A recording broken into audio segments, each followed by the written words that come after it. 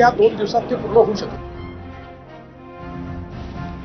तर आता या सगळ्याच विषयांवरती आपण चर्चा करणार आहोत आणि त्यासाठी आपल्यासोबत भाजपचे आमदार प्रवीण दरेकर, ठाकरेंच्या शिवसेनेचे आमदार महेश सावंत आणि राजकीय विश्लेषक समर खडस असणार आहेत. पण त्याआधी पाहूयात आम्ही तुम्हाला जो प्रश्न विचारला होता त्यावरती तुमच्या काय प्रतिक्रिया आल्यात मीडिया सेंटरला.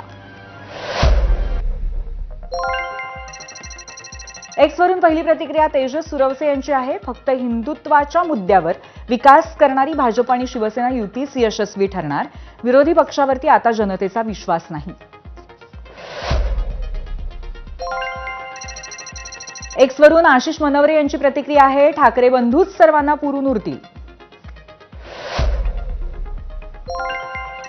युट्यूबवरून भूषण डहाणूकर म्हणतायत, ठाकरे यांनी 25 वर्ष सत्ता उपभोगली आहे, आता नको.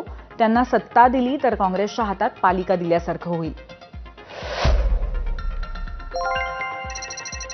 युट्यूबवरनं सनी कापसे म्हणतायत, ठाकरे बंधू यशस्वी ठरतील कारण दोघेही हुशार आहेत.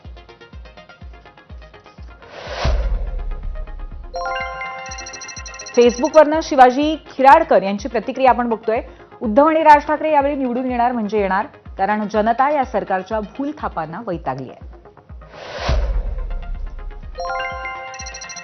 फेसबुकवरची पुढची प्रतिक्रिया राजेंद्र पाताडे यांची आहे. शरद पवार आघाडी करण्यासाठी किती वेळ लावतात त्यावर अवलंबून आहे, असं त्यांचं स्पष्ट मत आहे.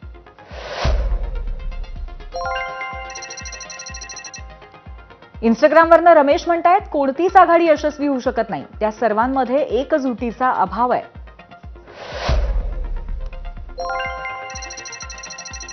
इंस्टाग्रामवरनं पुढची प्रतिक्रिया सोपान यांची आहे. भाजप व मित्रपक्षांच्या डबल इंजिन सरकारमधील भ्रष्टाचारी व घोटाळेबाज मंत्री आमदारांमुळे जनता महायुतीच्या विरोधात आहे.